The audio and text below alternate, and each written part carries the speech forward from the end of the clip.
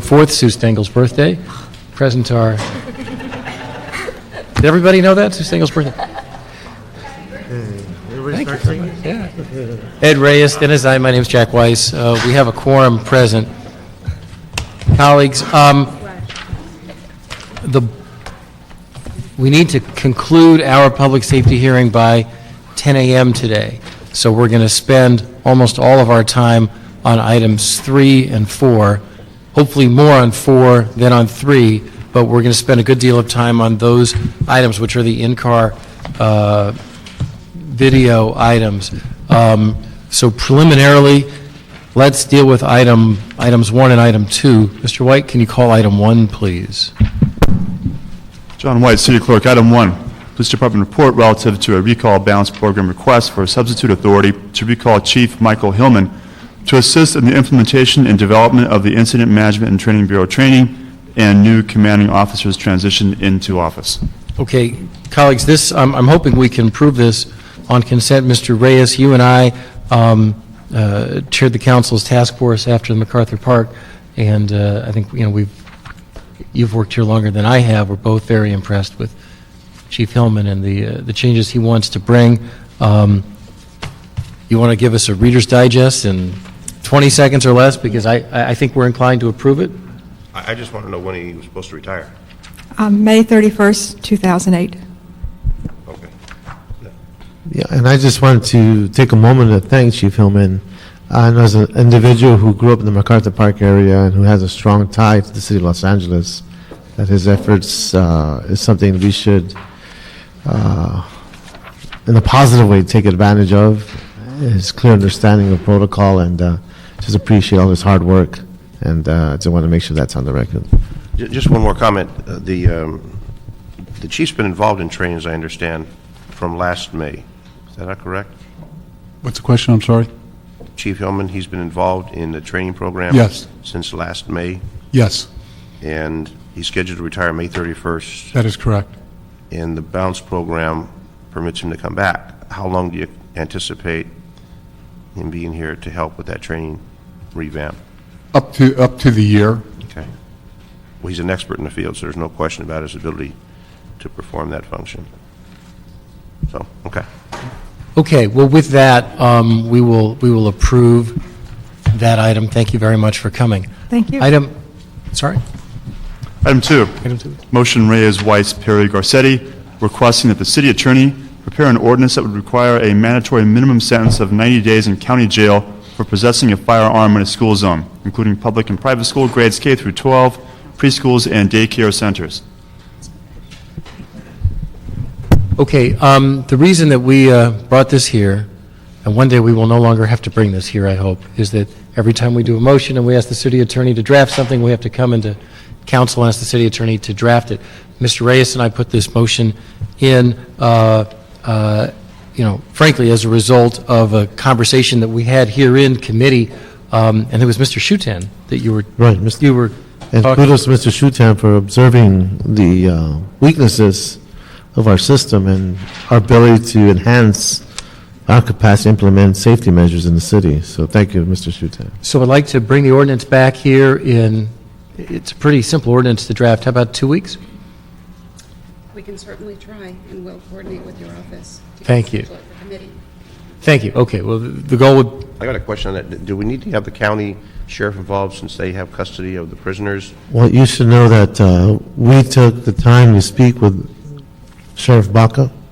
I spoke to him on several occasions, and he is very supportive of our effort. He feels that it'll take us a long way in terms of deterring the youngsters who choose to use the gun because they're first-time offenders. And so he's there. He's there for us. So he'll keep these folks 90 days and not He's very early release. He's very supportive, and he will come and testify. He will come and support us. He's just asking us what else can he do to help us. Okay, great. Thank you.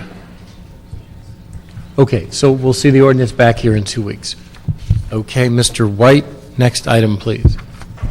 Item 3, City Attorney, CLA, and Board of Police Commissioners reports relative to amending Los Angeles Administrative Code to shorten the retention period of video imagery from in-car, fixed post, and jail facility camera systems. Okay, and colleagues, and maybe the first question is for June on these items. Perhaps we will be able to move on the items in committee today, if people get their questions out there and the staff are able to answer the questions. If not, what are our timelines on these items, I guess particularly on item 4 in terms of need to act and deadlines? The retention item is not a problem, but there is an ad code provision that requires that for proposed contracts, council has to take an action within 60 days of the city clerk receipt of the contract. In this particular case, the IBM contract was received by the city clerk on April the 7th, which means that if council does not take an action... I'm sorry, on when? You said I'm sorry, April 7th. February 7th. Okay. And February if- 8th. February the 8th. And if council does not act to disapprove the contract, then it automatically is approved. So... Okay, so it's like a commissioner appointment or whatever. If the council doesn't act, it goes into effect. Okay, well, it's certainly our intent, certainly my intent that we take actions, but if there are questions, then we'll have to come up with some reporting back scheme so that the questions can get answered and the council will still have the ability to act in time. Thank you for that. All right, let's take it away on item 3. Colleagues, we will need to conclude the hearing by 10, so let's try to be as quick with item 3 as we can, because item 4 will undoubtedly take more time. Okay.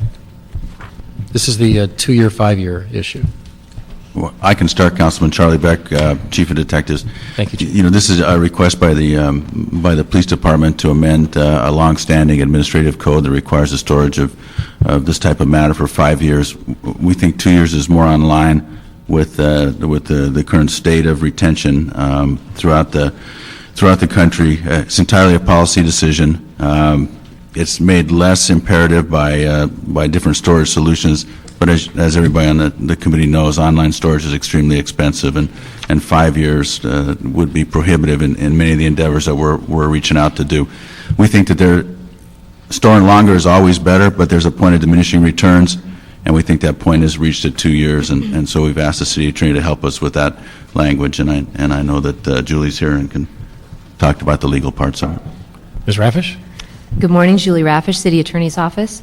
I believe the last time we were here, some of the committee members had questions concerning the implication of reducing the existing Administrative Code Section's 5-year retention period for certain categories of records down to 2 years, and what kind of effect that might have on civil litigation, criminal prosecutions, administrative investigations, and the like. So what my office did is prepared a supplemental report to the original advice letter that was prepared at the request of the police department. This issue for the city attorney's office generated a few years back when they asked whether a period of time lesser than the 5-year period could possibly be applied to the retention for video imagery, as they were at that time looking into getting numerous in-car video cameras installed. And that's how we're here today. I believe, as the first letter and the most recent report suggests, there are considerations that the city attorney's office undertook in determining whether a retention period shorter than 5 years could be applied. The city attorney's office is not necessarily making a recommendation to lessen the retention period, but we were simply asked to look at whether a shorter retention period could be possible in light of the existing statutes of limitations for personal injury actions, which is most of our state tort actions against the police department, as well as Section 1983 causes of action, which are our federal civil rights causes of action. That statute of limitations generally follows the existing state personal injury statute of limitations, which in California is 2 years. And so, well, let's hear from everybody. CLA and Ms. Goodrich. The only thing I wanted to follow up on was that the committee was also concerned about the time frame within which administrative investigations are conducted. So we asked the LAPD to conduct a query of its complaint management system and determined that over 98% of the complaints received were within 78 days. So We're what, within 78 days? they were received by Internal Affairs for investigation within, excuse me, 78 days of the incident. Point being that you don't need to retain a video for, or whatever image for 5 years in order to capture it and put it into that investigative file. Correct. For the vast majority. And keep in mind, if there's an incident, such as a complaint, an arrest, an aggravated use of, or any kind of use of force, it gets saved for much, much longer. We're talking about tape where we think there's nothing going on. So. Okay, Ms. Goodrich, is anything you want to add? Oh, I don't think so. I just oversaw the review of complaints for 2007 and did some reporting on that to come up with the numbers that June just presented. As she said, the majority come in within about 78 days on average. Complaints are received, and anything that is associated with a complaint, a use of force, a pursuit, anything of the like, will be marked as for indefinite storage and will not fall within this 2-year storage period. Okay, and so just for clarity, the scope of the proposed ordinance change that's before us now is rather limited, right? Correct. What we're recommending is that there be a carve-out in the administrative code so that the reduction from 5 years to 2 years is only applicable to in-car video. LAPD in-car video. Correct. So it doesn't apply to whatever other sources of video the city has. Correct. That issue we're going to be reporting back on because we need to do some more exploration with the other departments. Got it. Okay, questions on this item, colleagues? I have a couple. You talk about 78 days on a personnel complaint. Is there a time when you'll no longer take a complaint, 1 year, 2 year, 3 year? You say 78 is the average, but what about a person that comes in 2 years later?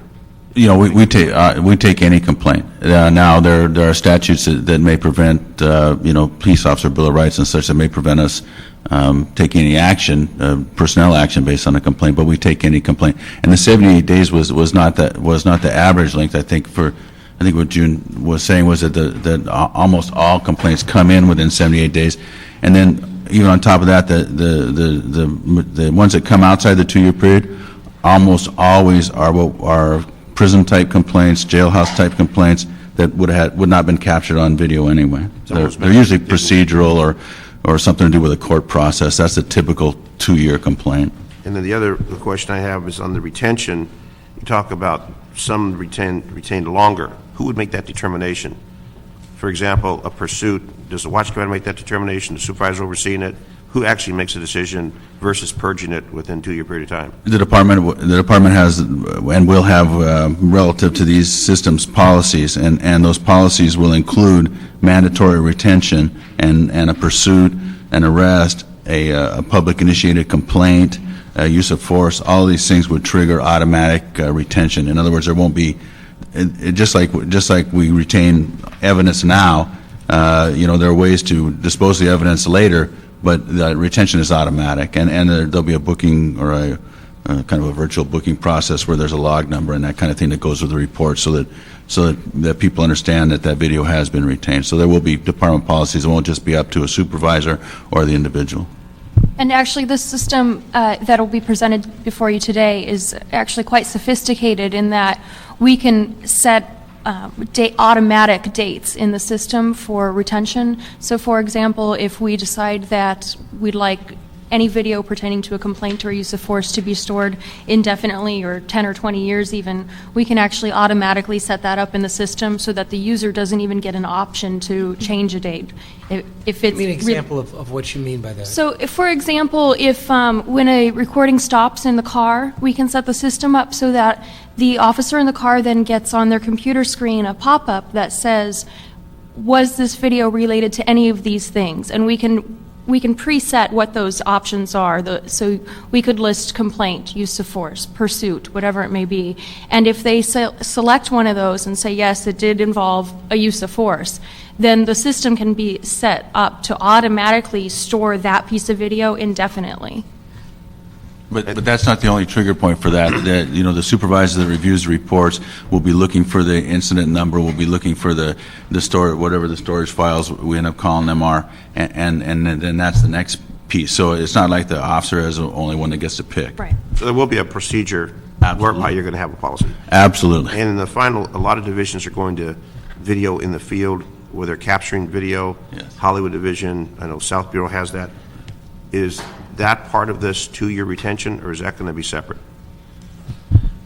It's my understanding this is just I'll let the city attorney speak, but I think it's just a carve-out, yes? Well, I think what the CLA has indicated is that the request is that there be a special carve-out for the in-car video imagery from 5 to 2 years at this point. It doesn't mean that the ad code can't be changed at a later point to include other types of imagery, because as you're aware, we have fixed post cameras, we have jail cameras, we have other types of cameras that are constantly receiving imagery. But I think what is before you today is a request and a recommendation for a specific carve-out just for the in-car piece at this point. And when the RFP was issued for this, did it have a carve-out of 5 years, 2 years, when the RFP was issued for the in-car video? It asked for 2 years of storage. It asked for 2? Okay, thank you. Where did 5 come in then?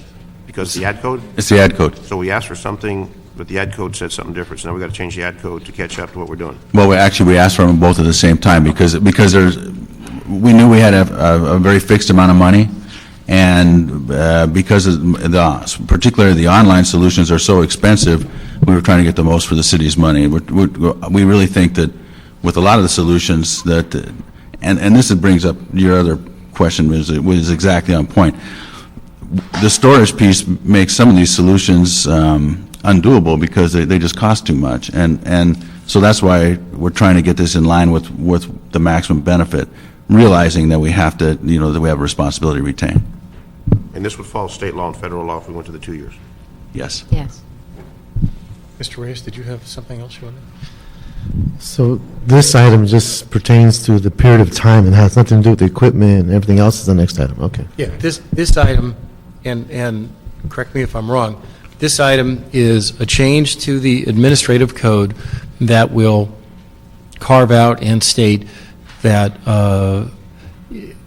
when video images are captured by in-car cameras in LAPD vehicles, those images need only be stored for 2 years.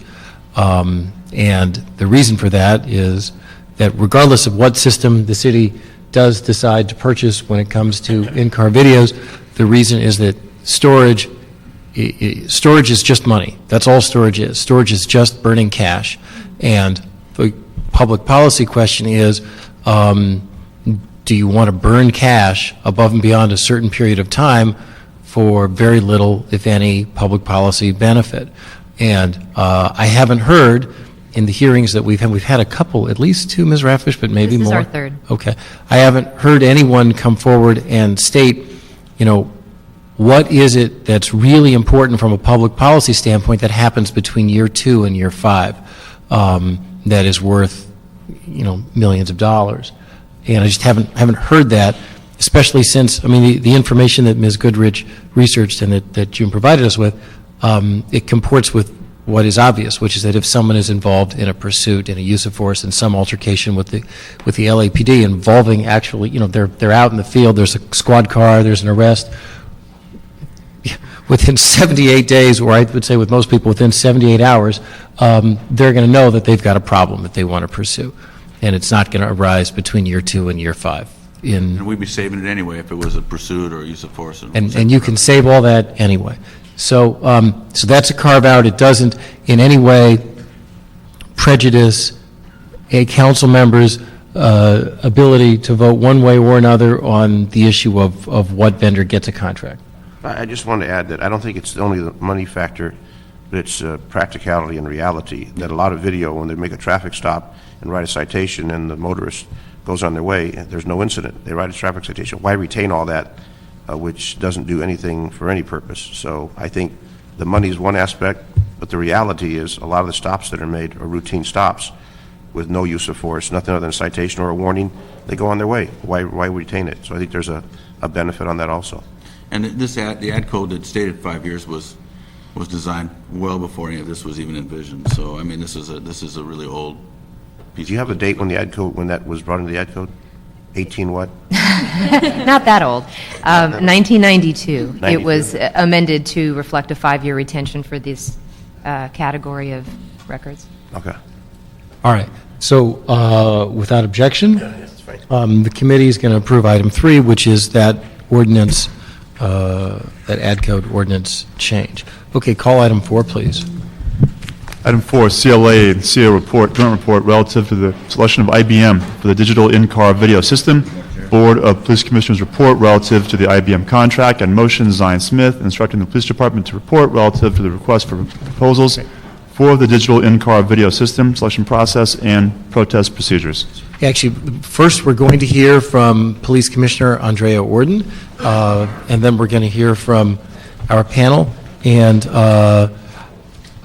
Ms. Orden, I believe, I don't know if you have time to stay with us I can for stay with questions some when of the... it, yes. Okay, stay as long as you can, but why don't you take it away?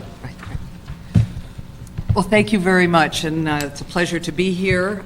Perhaps some of you remember when I was first before the City Council for confirmation.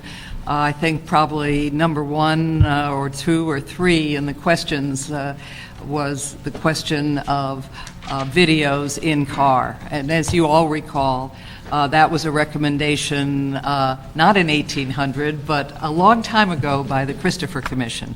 So it is a good feeling to be here to recognize that we are almost there. We are going to have cameras in our cars, and for all the reasons that all of you know. I mean, this is something that you've thought about individually for a long time. Increased officer safety. It will clarify many of our investigative efforts, both for administration, for prosecution. It will indeed reduce department liability and litigation costs. We know how much and how important it is to have transparency in our police department. It is important for our officers. It is important for the public.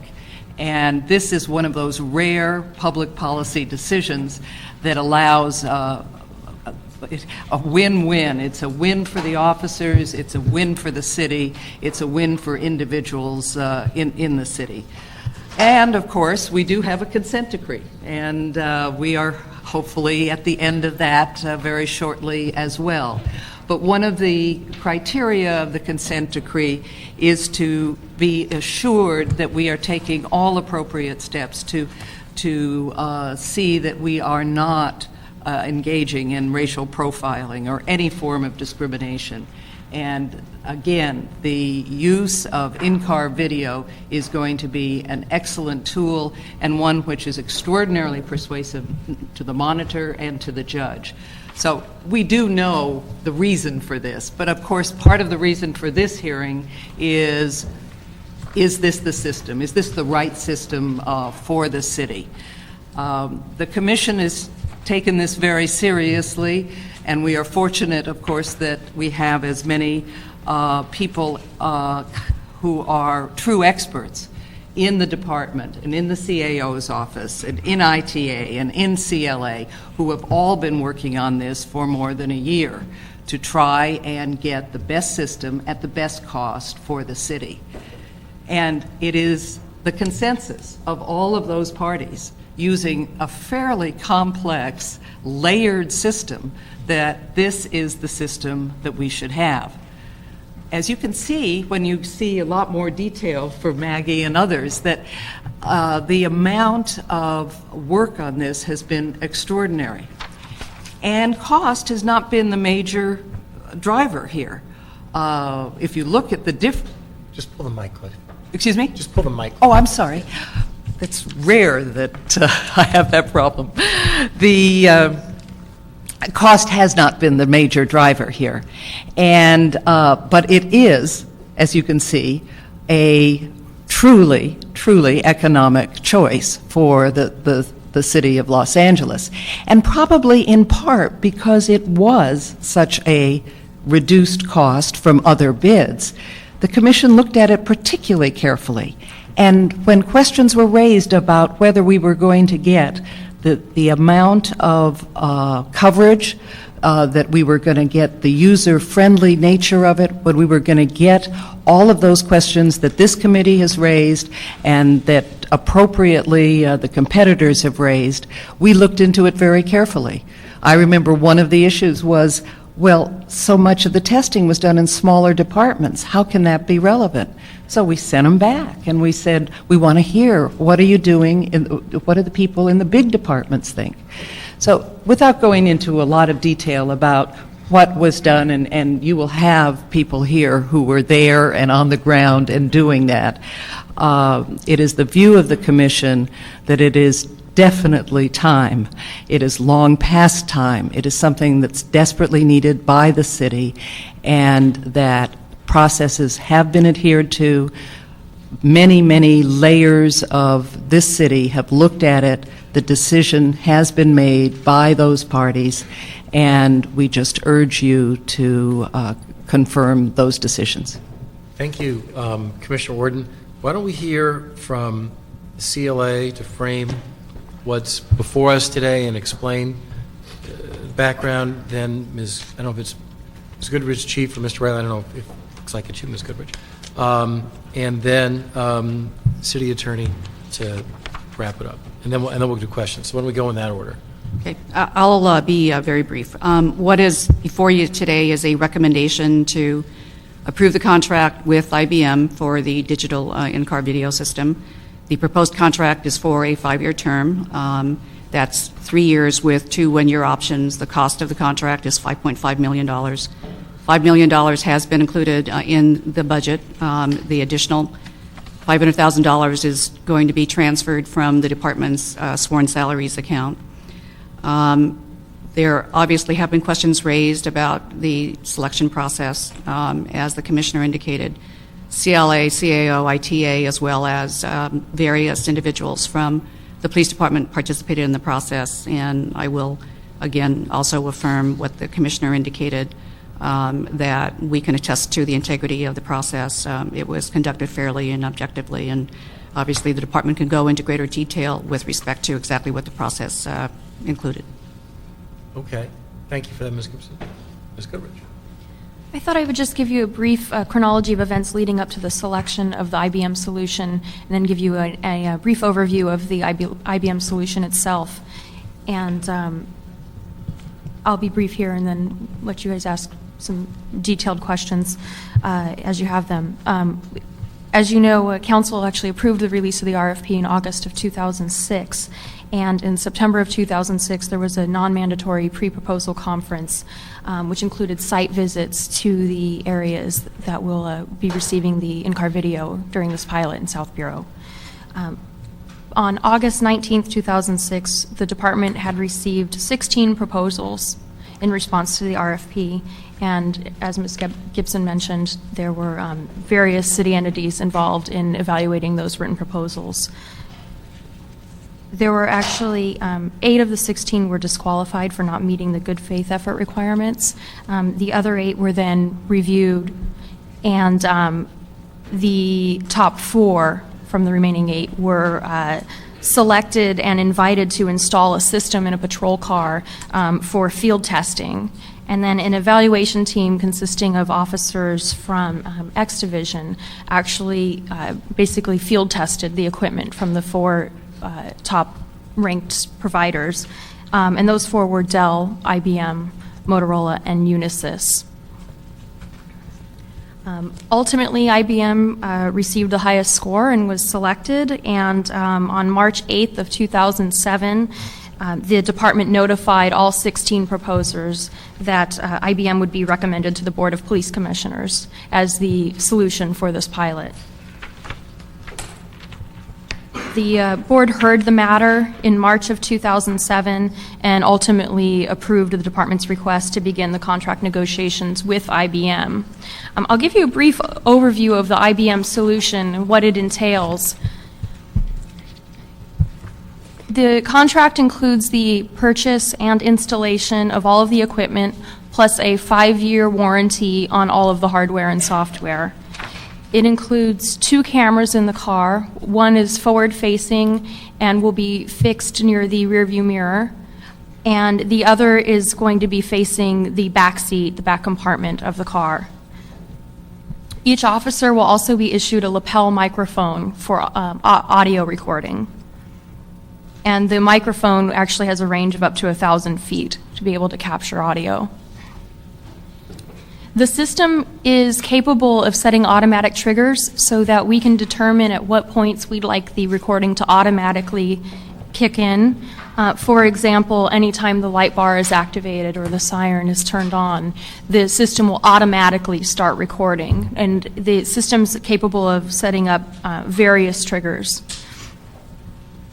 The system can also be manually activated, either by an officer pressing a button on the lapel microphone, if they're not near the car, or if they're in the car, they can actually press a button on the computer that is in the car, on the MDC.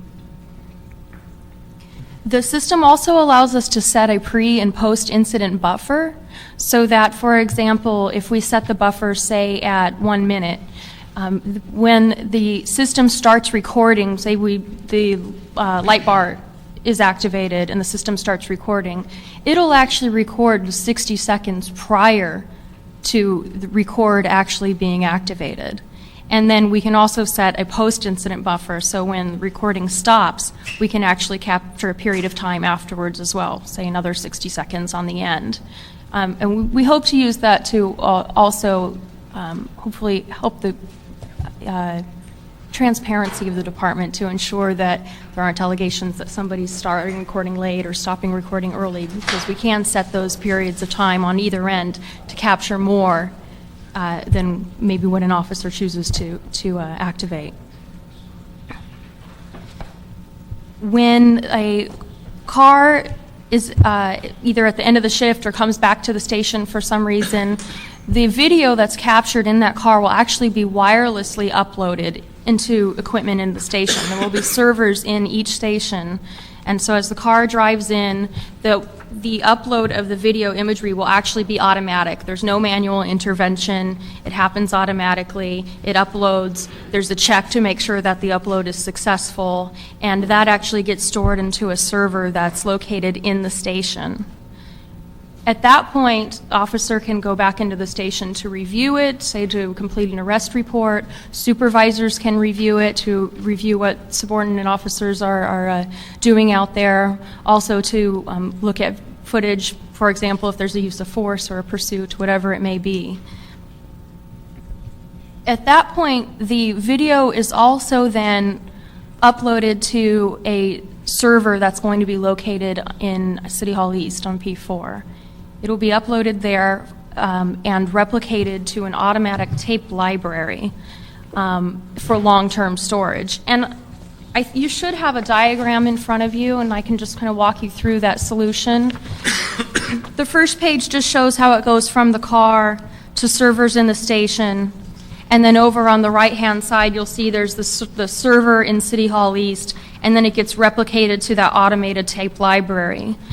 And the second page shows you in some more detail what that automated tape library looks like. It's a self-contained unit that actually holds tapes, and I've got a sample here so you can see the size. It's self-contained, so there's no manual intervention as far as somebody having to every day go in, load a tape, take the tape out, go store it. It's actually a self-contained automatic system. So, for example, it loads almost, you can kind of analogize it to a CD changer, where you've got a CD player that holds 6 CDs and you want to play a song. You don't have to then go in and manually fish for your CD and find the song that you want to play it and put it into the player. It's already there. So for example, sometime after the video is captured, somebody calls in and makes a complaint and says that an incident occurred in one of the pilot areas. We can actually go to any computer within the LAPD and do a search on various criteria, and we can set up different parameters. So it might be searching on the date and the area. It might be searching on an officer's name or serial number. time of day, that type of thing. You can actually go to any computer within the LAPD network, put in your search criteria, and the system will automatically pull it for you. So if the data is a day old and it's still sitting on the station server here, it'll pull it and show it to you from there. Also, if, say, it's been 100 days and the video may no longer be on the server here in the station, but might have made it to the automated tape library by then, the system will automatically know that it's in the library and automatically pull it. And there's actually no manual intervention there. The system within the self-contained unit actually has basically a robotic arm that pulls the tape, loads it, plays it back for the user. So you're sitting at a computer requesting the video, and it's seamless to the user as far as where it might be. It could be on a server in City Hall, in a station, on the library. The system locates it, pulls it, plays it right back for you. The only difference is in response time, where if it's sitting on the server right in your station at the computer you're at, it might come up within a couple seconds. If it's on the tape library in City Hall, it might take several more seconds, and depending on the size of the video, it could take maybe even up to a minute. But as far as pulling the video, it's seamless to the user. There's no manual intervention. So is this considered a hard drive system? I guess in technical terms, it's not technically a hard drive. It's a tape, digital tape. Okay. What's the difference between a hard drive system and a solid state storage system? Just for the record, Mr. Parks is joining us now, so we have 4 members present. Mr. Riley? Yeah, Tim Riley from LAPD. The tape storage is digital, so the file from the user standpoint, there's no difference. It's just a much more cost-effective solution, used very much so in the city by ITA for large storage requirements, because these are, by the time it reaches the automated tape library, a period of time has passed, and the likelihood of having to retrieve those is much less. And so there's really no requirement to have that online storage for immediate access. And by immediate access, I mean within seconds.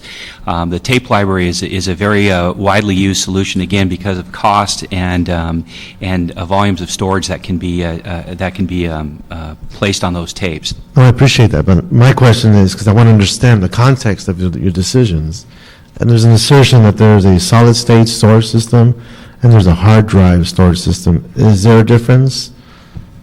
Yeah, in terms of the storage itself, yes. And what is that difference? It's how the file is stored. The solid state would be a storage similar to what you might have in your digital camera. There's no moving parts. The file is stored on some sort of media, and the retrieval is the same. A hard drive, they're spinning disks, and the storage file is placed there, and then there's digital tape. So would it be safe to assume that a hard drive system would be more prone to wear and tear because of all those moving parts, as opposed to a solid state, which doesn't have a lot of moving parts? There's arguments on both sides, but generally speaking, that's probably correct. Although on the back-end storage, there's no proposal and no volume of storage that I'm aware of that you would use solid state. Solid state might be on the in-car video system itself for the short-term small storage requirements, but on the back end for the long-term, I'm not aware of a solid state that would meet our needs that's available in the market. Okay, thank you. I don't think I helped you, but... Yeah, this is Randy Levin. I'm the Chief Technology Officer and General Manager of ITA, and I just want to say, I think Tim accurately depicted the technology. It's, in my opinion, a very cost-effective solution. The back-end storage is something that we use today down on P4. It is highly reliable. We have had very, very little defects. So I want to assure you that what we're looking at is extremely reliable, as well as it's very low maintenance, quite frankly. Given the cost-effectiveness of the solution and given the requirements, it really appears to be the right solution. And we have spent quite a bit of time looking at this to ensure that we are, implementing the correct technology for this in-car video. Why don't we let Ms. Goodrich conclude, let the city attorney weigh in, and then why don't we open up to questions, just so we get the full presentation before we go to questions. The only details I would add on the solution itself are that the video will then be readily available to users department-wide, and it will be available in a read-only format so that there's no risk of video being modified or altered or anything like that. It will always come up as in a read-only fashion.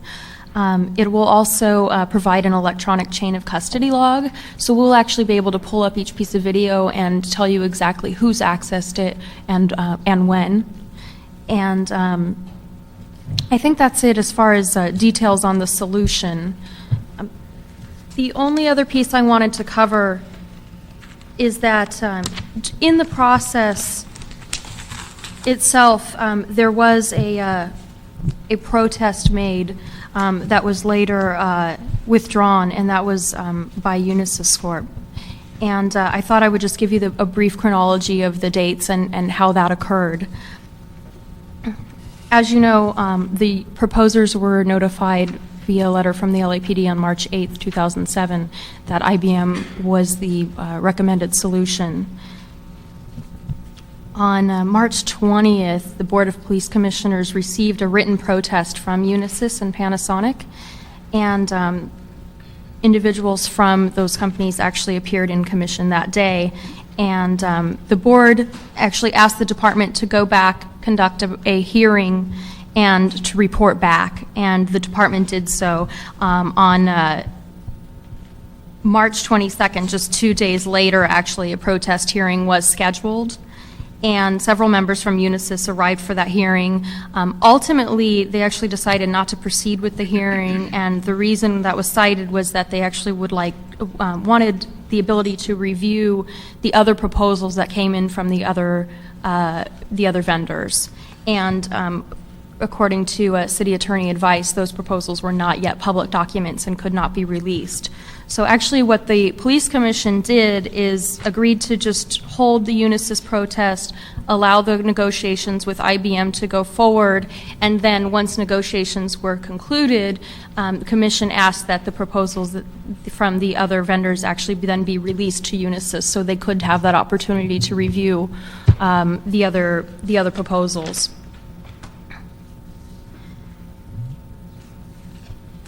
The protest hearing was then actually set to reconvene on November 2nd, 2007, after Unisys had a couple weeks to actually have the other proposals for review.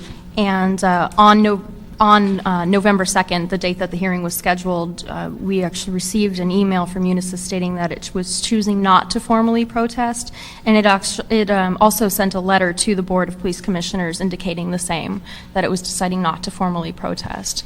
But I thought that you all would just want to know that it occurred as well.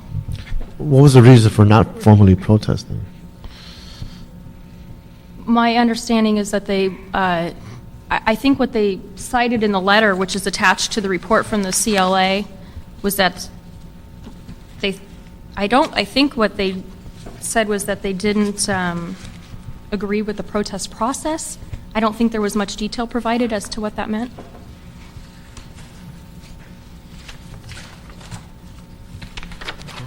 Anything else about the protest that you need to bring to our attention? I don't think so. Start? Okay, thank you. City Attorney? Yes, Ted Jordan from the City Attorney's Office. We've been involved in this process from the very beginning. It's not our job to evaluate the technical merits. It is our job to evaluate the process, to ensure the process is fair, open for everybody on a level playing field, and that is exactly what we've had here. The department did outline the protest procedure. None of the proposers ultimately chose to proceed with that.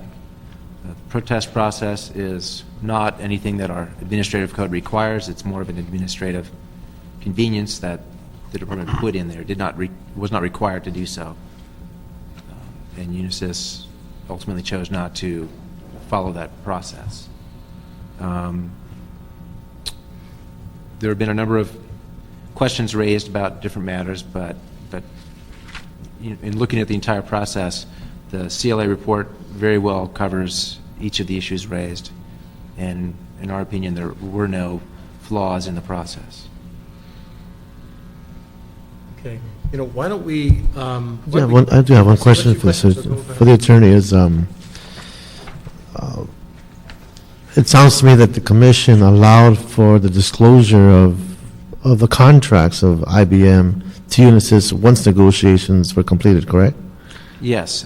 Prior to the commencement or completion of contract negotiations, the city does not release the proposals to the other responders to the RFP. We wait until the contract negotiation process is completed.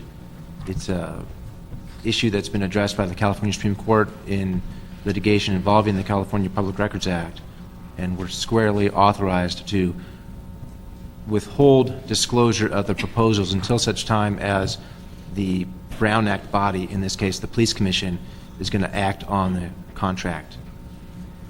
Were you given any indication as to the posture of Unisys and why they didn't continue with the protest? Was anything formally given to you once you provided the contracts after negotiations? I wouldn't want to speculate as to what was going on in their mind. I believe the letter that they sent is attached to the CLA. Is this someone referred to by the previous speaker, correct? I have the letter here. It says, Unisys has notified LAPD Information Communications and Services Bureau that it will not formally protest the IBM bid. The reason for our decision to not protest is based solely on our belief that the protest process for this particular solution is flawed. Okay. But there's nothing in writing that says why it's flawed or reasons for it being flawed? Not that I'm aware of. Okay. And we didn't ask why they thought it was flawed. Well, again, I don't want to speculate, but I suspect because they weren't the number one ranked proposer. Well, that's pretty obvious. That's pretty obvious. But nothing... In our opinion, there's not flawed. Okay. Let's just go to questions, colleagues. Okay, I've got a few. The IT and the department are on board. You all in agreement with this? Yes, sir. Okay. Yes. And the RFP that was issued, does this system meet the standards of the RFP, or are they different than what the RFP called for? Meets the RFP. Meets the RFP? Just make sure you talk about just Okay. And I've been a strong proponent of video, in-car video, for a long, long time. I know it helps everybody, as the commissioner has mentioned. The bid, are we within the guidelines of the bid, the financial aspects, the $5.5 million? Yes. We're in line with that? So when I look at the whole aspect, what we asked for is what we're receiving. There's not change orders that are coming down where we're going to have to put things together. This is a package that we've asked for, that IBM's willing to deliver, that both IT and the department agree will serve the purpose of the department and the public. Yes. Correct. The field test, were any patrol officers involved in the field test? You mentioned X division, but were any actual field cops involved in this? Yes, sir. That was all done by sworn officers that are assigned to the X Division. Yeah, but are they officers that work the field, or have they been out of the field for a long time? They have worked the field. One of them was out of the field a very short period of time. The supervisor, the sergeant, had just come out of Metro within a few months. Okay, so we have actual people who know what's going on. Yes, in the sir. field. Like Chief Beck, he's been out of the field a long time, but he still keeps in touch. Now, the other question I have, we have a lot of celebrities that get arrested, and all of a sudden something appears on TMZ. What safeguards do we have to prevent this from taking place within the system? For someone tapping into it and then using that for any type of purpose, embarrassing the department and whoever may be arrested.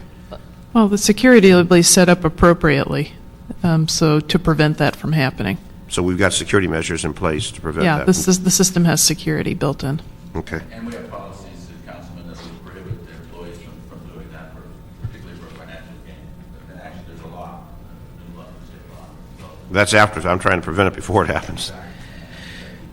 And then the other question regarding the microphones, there's going to be 7 additional wireless mics and potential problems with battery charge. Is there an indicator that the battery's going low, so you'll be able to get that Yes. voice record? Yes, there will be a test prior to going out in the field to check the battery level, and then the microphones, the additional microphones, are so we can assign one to each officer, because generally speaking, they need to put those on before they get dressed under the vest. So it's just much more convenient. Not to mention the wear and tear if they're trying to check them out of the kit room. So that's why we wanted to add an additional microphone for each officer who's assigned to the South Bureau who will be using the system. And it's a wireless system?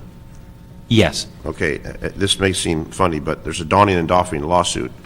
Is this going to be part of that, where they're going to be compensated for putting that mic on and off? I know it sounds ridiculous, but there is a lawsuit, donning and doffing, but putting the uniform.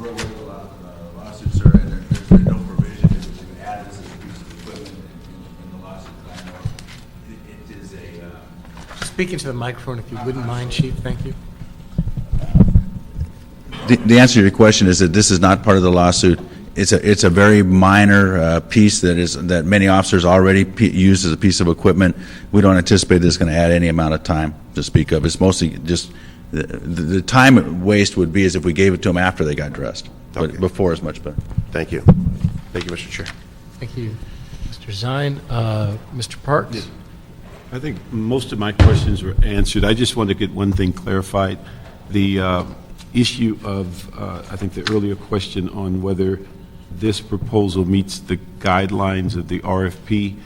What we've heard or people have brought to our attention is that the exact response on the RFP was done by another company, and that this company actually came up with maybe a better solution but did not necessarily respond to the RFP. And I'd just like you to clarify that so that we can, and the issue deals around storage. It's that what I understand is the other company says that they responded exactly to the RFP as it relates to real-time access to material, and what they did was more costly.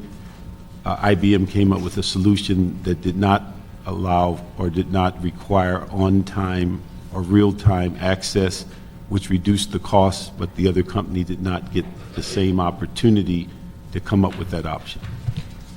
I can speak to that. The language in the RFP required, in regard to storage, it required active and archival storage, and I can give you a brief explanation of those two terms.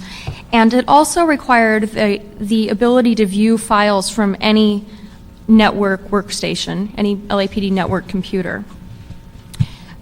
As far as active and archival, active typically refers to online or being able to access something immediately. Archival typically in the industry refers to offline storage, which could be a tape solution that often requires manual intervention, and tapes are actually taken and stored off-site. However, the requirement in the RFP that you actually be able to view files from any LAPD workstation wouldn't allow for such a storage solution as far as it being offline and having some sort of manual intervention.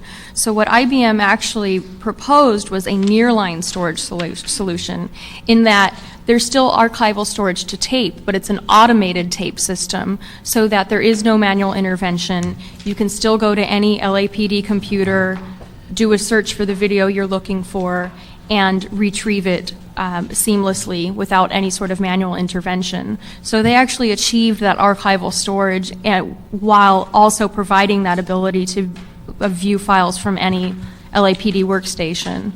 So it does comply with what the RFP asked for. I think the point that was brought clearly to us was the issue that was emphasized in the RFP about the real-time access.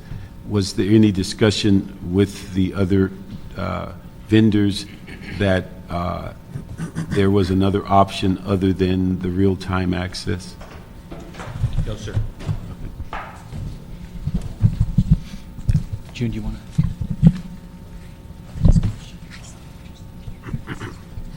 Right. Yeah. The RFP itself actually does not call for real-time.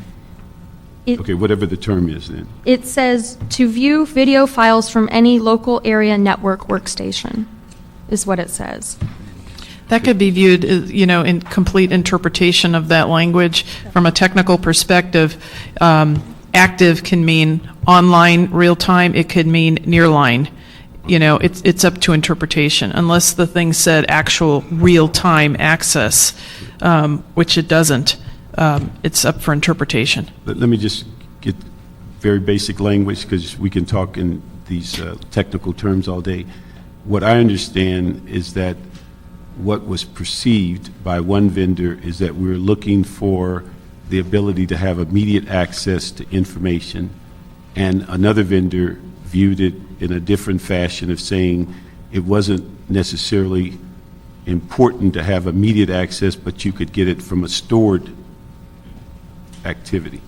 I'm just want to know, did we clarify that that second option was available to all of the vendors and that they were working on the same bits of information? That's what I want to get clarified. I think a key element to the manner in which the RFP was written was that in the very beginning, it indicated that these were the standards, the minimum requirements that the department was seeking. And the reason that the department included that language was because of the fact that this was a brand-new project for the city. They did do some investigation with other public agencies to see what exactly was out there. They also looked at the standards that were established by the International Association of Chiefs of Police. All that said, they wanted to ensure that they had the ability to evaluate various options that may be able to meet the city's needs, but would also be cost-effective as well as efficient. So there was not a limitation relative to the expectations of the proposals that were going to be received. It did obviously provide the opportunity for vendors to have their interpretation as to what they believed the city needed and wanted. But basically, it's sort of like, when we go out to an RFP for a consultant, we know what the end result is. But we're seeking from the proposers as to what their plans are and proposals are and suggestions to the city in order to meet that ultimate study. So I think what the department did was to leave it wide open to the proposers to allow them the opportunity to present to the city what they believe would be possible solutions that we would be considering. So obviously, Unisys is indicating this is how they interpret it. IBM had a different interpretation, and based on the analysis that was conducted by the evaluation panel, it was determined that IBM's solution was the best for the city. Okay. Very good response, but you missed my point. The issue is all I want is a simple answer, is that did we give both vendors the opportunity to know that the real-time access, which is more expensive, was one option, or that you could have had what IBM recommended was another option, and they both understood they can propose either side? Or did we accept them on their face value and just select one without going back and telling the other vendors that there was another option? That's all I want to know. There was the opportunity for the proposers to submit questions if they were confused. Okay. My understanding was that Unisys, and I was present at the presentation. Do you want to add to that? I was present at the presentation with Unisys. I do not recall that Unisys was confused about the language in the RFP. Okay. Let me go back. This is my last time. Okay. I just want to know, did we as a city or department go to them and explain that there were options, one of which they perceived was real time, which they then offered 4 times the cost in dollars, and another company came up with another solution so that they both understood that both were viable and those are options they could have come forward with? The short answer would be no. Okay, thank you. Thank you. Yeah, I just want to say, though, they could have submitted more than one proposal. I'm saying, did we, once we wrote the RFP, did we make an effort to clarify with the vendors what the options were? Because when people read words, they can come up with their own interpretation. I just want to know, when we looked at the IBM solution, did we make any effort to tell other vendors that the real time, there was options to the real time? And the answer is no. Well, the answer is no, but Unisys also did not ask whether or not it was real time. You answered the question. Can I just ask, though, in following up on that, maybe the question goes to you. what does the term real-time mean in the industry, and what is the difference in time, amount of time that is needed to access the data in the proposal that's before us? Well, real-time means immediate. That's really what it means. When you say active, it doesn't necessarily mean real-time. It means as soon as possible, which isn't immediate. So I think that there is a distinction there. And in terms of actual response time with the tapes system, it will be more seconds than if it would be if it was online, but it's not going to be 5 minutes either. It's going to be. It's a matter of seconds. Correct. That's the only, and I'm not suggesting that that's meaningless, because I understand in technology, I mean, there's a difference between, this Trio and Mr. Parks' little BlackBerry. Everything has differences, but in terms of, is there any, let me ask the police department, is there any functional meaning to that difference between the instantaneous and the matter of seconds to, I don't know, I heard a minute or a couple, I mean, is there any meaning to that distinction as far as your ability to operate the system for the purposes it's intended for? No, sir. Let me give an example. You have a traffic stop. Officer shooting takes place. Suspect flees. How long will it take to capture that video? How do you capture that? Get a description of the car, the suspects, as they flee an officer shooting. That happens right now. What's the time delay? Do we have to take that car to the station to have it downloaded? How quick do we get it? And you got to be in the mic. We'll get that immediately. I'm sorry. How do you get that immediately if the car's in the field? That's the question. Jim, you can go ahead. Well, you can either access it directly from the video that's captured in the car. Well, a police car makes a stop, the shooting takes place, car flees, you want to capture everything you can. What's the time delay from that incident till you can get that information, capture that video, get the license plate, description of suspects? How long is that going to take to get that information out? Well, in that scenario that you painted, I would go to the car and access the video in the car. You can capture it right from the car. You can get it replay right it from the car. Right. And I think it's really clear to understand, too, that this is all online storage up through about 90-plus days, and then it's to the nearline storage. So, and I think we've presented that a vast majority of our requests are going to be within those first 90 days, and that's all online storage. That's immediate access. Well, I'm talking about things that are happening, because I've been in many of us have been in situations, you want to capture it Well, is there immediately. a difference between the two products as far as that is concerned? I haven't heard anyone mention that. So you can immediately capture it, but you have to go to that car, capture it from that car. Yeah, you can you can play the video back immediately in the car, on the computer in the car. Okay, but you can't do it until it goes to the station. The watch commander wants to see it. The car's going to have to go. Can you download it mid-watch? Oh, yes. Every time you get near an access point at any of the stations, it's going to sense that there's video, and it'll push it up. Okay. You can also pull in and manually say uploaded. Will it go to that station you're assigned, or go to any of the stations involved? It'll go to that station that you, wherever you have the access point. However, that's all retrievable anywhere on the LAPD land. Mr. Riley, could you just repeat, since I think it was important and it was in the middle of an exchange, your point about online storage up to 90 days?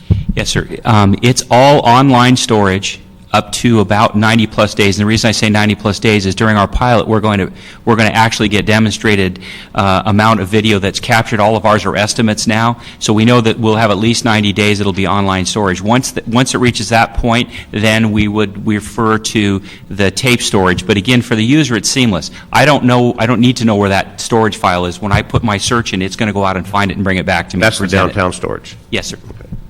And is this, one more question on this. The technology keeps changing. Is this a state-of-the-art system that we're getting, or is this an obsolete system? IBM tells us it is not an obsolete system. This is probably one of their largest storage solutions in the market worldwide. They keep perfecting the storage, the amount of time that's stored on the tape. So no, it is definitely a technology that is here to stay. Mr. Reyes?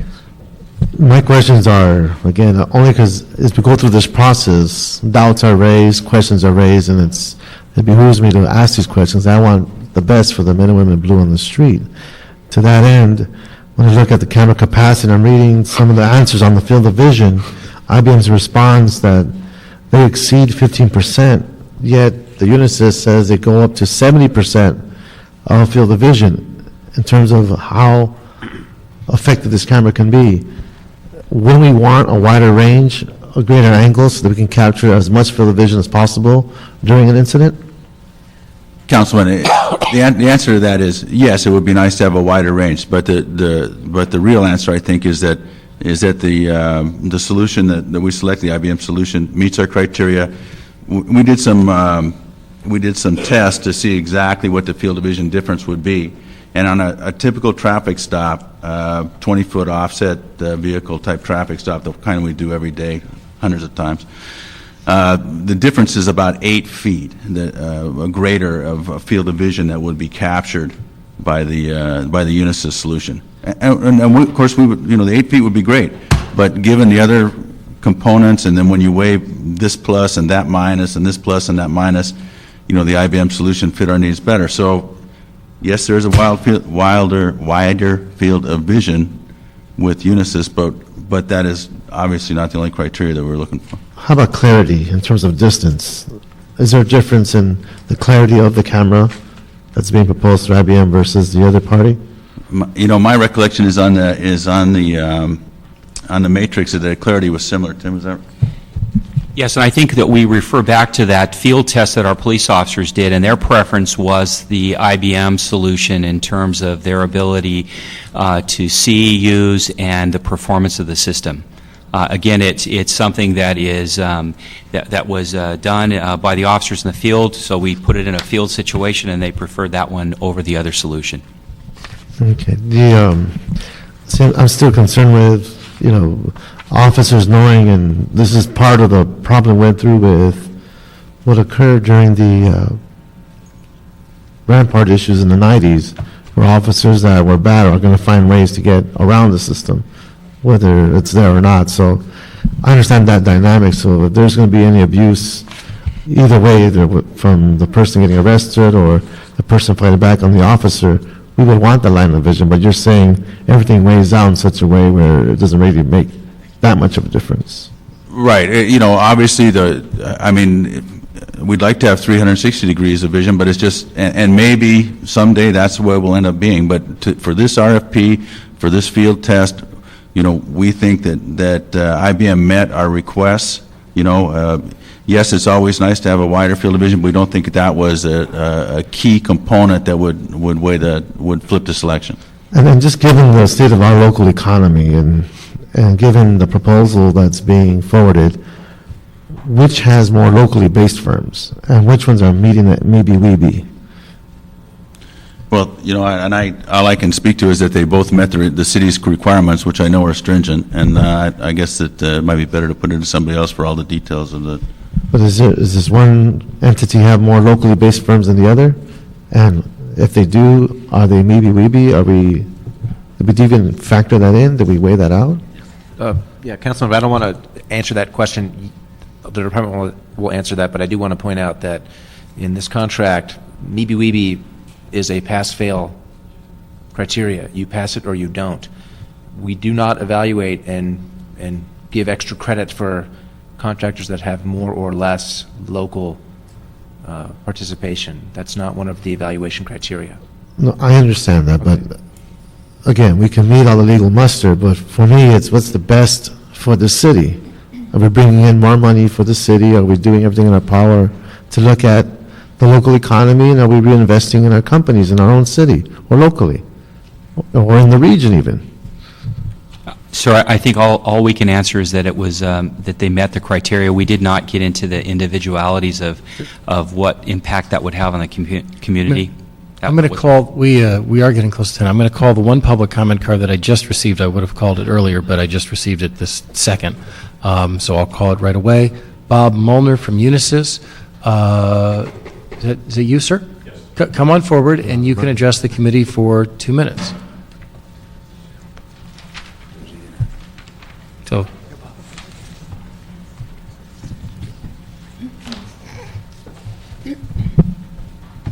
Thank you very much. Appreciate it. Just really 2 points of clarification. The reason we didn't protest is pretty much true to what was indicated in that email, and that was we really didn't feel confident in the process. We felt that what had taken place initially on March 22nd, a year ago, kind of indicated that the RFP protest process was somewhat muddled and vague, and even that was just justified, or certainly kind of confirmed when we met again on the 27th of March. I know that city attorney had a hard time kind of explaining the actual RFP protest process in that particular police commission. But secondly, I think overall, fundamentally, our primary concern was that we thought that it would have been reasonable, given the fact that not just Unisys, but also Motorola and Dell, which were the other two companies involved in the final process, that all those companies, in addition to ourselves, had a solution that was really significantly higher in cost than IBM. And at that point, there would have been a good opportunity to actually do a timeout, issue an addendum, and actually clarify, to Councilman Park's words about being able to then take that type of solution, in which case you're using either nearline, offline, online storage, and then just really say, okay, this is what we want. We could actually do a requirements document, give that back to the vendors with a pricing template and say, okay, we've redefined, we've re-architected, we know what you want, we know what our costs are, and then be able to provide that information back to the vendors, allow them to respond back, and then really have the same type of general solution. So we're really at an apples to apples as opposed to an apples to oranges type of comparison. So that, I think, is fundamental. What we thought could have occurred, still could occur, and again, I believe that that type of solution, as we interpret it, we believe that it was online, real-time, based on some of the actual tours that we had conducted at the MCDC, as well as the divisions themselves. So, but in any event, we respect your opinions, and thank you for the opportunity to speak before you. Thank you. Thank you, Mr. Mueller. All right, that concludes public comment on the item. Are there any other questions at this point? I have one question. Oh, yeah. Let me just ask to go back to the issue of online, what do you call it, the other term in the middle? Nearline, offline, yes, close to the line, closed line, whatever it is. Let me ask you, what do you think from the city perspective does that reflect the difference in cost? absolutely. I mean, so that 20 million versus 5 is how quickly and accessible the material is, as opposed to the storage aspect. Well, that's what I'm talking about. It is the storage aspect. To have all real-time storage for that amount of data is costly, and that's really what the bulk of the makes up the difference in these solutions. Okay, but that's the point I was making, is that when we got one that was 20 million and one that was 5 million, it's apparent, at least from my limited knowledge, that we're working on two different complete planes on what people are trying to offer us. And when we narrowed it down and said, here's a solution that it's not near time, real time, but it's something that can be stored and you can get it in minutes versus seconds. And if that was the significant reduction in cost, then the question is, did we, not they asked the question and say, I have the solution, but did we go back and share that and say, could you replicate this as it relates to your proposal on this option? And if we didn't do it, it's past that time. If they didn't protest it, it's past that time. I just think that would have been a more appropriate way to do business. I cannot answer that because I wasn't here then. I understand, and I'm not saying it for an answer. I just wanted to throw that out. Let me just ask one question. My 1B is that cameras was talked about earlier. Can't you get another option for a wider range camera on this system? That's certainly something we could request through IBM. All right, that's good. Councilmember, if I may point out very briefly, because I know you're short on your time is an issue. It's not appropriate in an RFP process to go back to a vendor once proposals are in, and especially once they've been made public, to seek changes in their proposal. Everyone has an opportunity to bid. People have an opportunity to submit alternate proposals. Here's our A system, here's our B system. I have to disagree with you because I think it's something in the contract that actually says you can clarify. And if we've chosen a route that we think is something that needs to be clarified, I think it's in all of our interest to clarify it. We're not giving anybody the upper hand, but we certainly know there's something significantly different when somebody has a $20 million proposal and someone has a 5 looking at the same system. I understand. I'm speaking about the time after proposals have been received. I'm just saying. Mr. Reyes says he has one final question. Is IBM or any of the affiliated companies involved with the proposed contract have an existing relationship with the city? Yes, we do. We currently utilize their mainframe in P4, and we have hardware from there for other applications. So we work with them to do maintenance and Yes. other systems in the city. On this 5-year warranty, is it going to be taken care of by IBM or your crew at IT? The maintenance for the 5-year program? It'll be, well, the maintenance is from IBM, but we work with IBM on the, and schedule the maintenance and whatever we need to do with them. So the warranty, the 5-year warranty, though, are they going to pay for that, or is that going to come out of No, your- no, we pay for the maintenance. So what's the warranty cover? We have a 5-year warranty and maintenance program. It's a combination. There is a warranty period of time, and then there's also maintenance as well. Okay. All right, well, let's, I think we've had the chance to ask a lot of questions. Let's vote, colleagues, if we may, on the item that is before us, and I'll just ask you all to vote. Number 4? This is on item number 4. All in favor of the item, the contract before us? I abstain.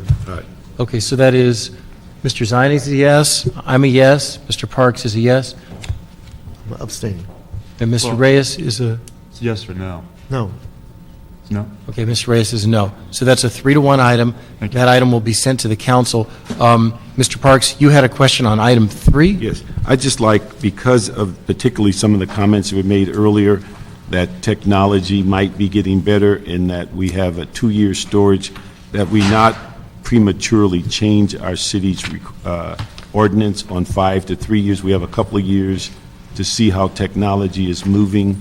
I'm concerned that on complaints, they did a little evaluation that there are complaints that come in after the 2-year period, but the ones that I'm concerned with is that that this would still be relevant on complaints that we have 1 year after the notification of the complaint, that we may lose material that is available in the system. So we don't have to rush into it. You know what I'll do, Mr. Parks, which is, we heard the item. The item was a carve-out for a 2-year period solely for digital in-car video for LAPD. But why don't I ask Ms. Goodrich and the other staff to, because those questions were answered in the hearing we had. I know you've got to go to budget. Why don't we get you those answers and see if you still have concerns when it comes to council? Mr. Chairman, so number 4 goes to budget and finance according to the... It goes wherever it goes. Next I'm not in charge of where they go. I'm in charge of it leaving. You just said All right. council, next time. Good, Councilmember, I'd also like to remind the council committee of the time-critical nature of that. All right, Mr. Jordan, can we listen to Mr. Jordan, please, for a second? I just wanted to remind the council of the time nature of the council approval of the contract. Full council must act on the contract within 60 days of submittal, or it's deemed approved. So I just wanted to remind that because I know it goes to one more committee at least. Okay, all right, well then, Mr. Parks says he waives item 4 from Budget and Finance so that it can get to council. Okay. Very good. You heard it here first. That's the first ever waiver from Budget and Finance.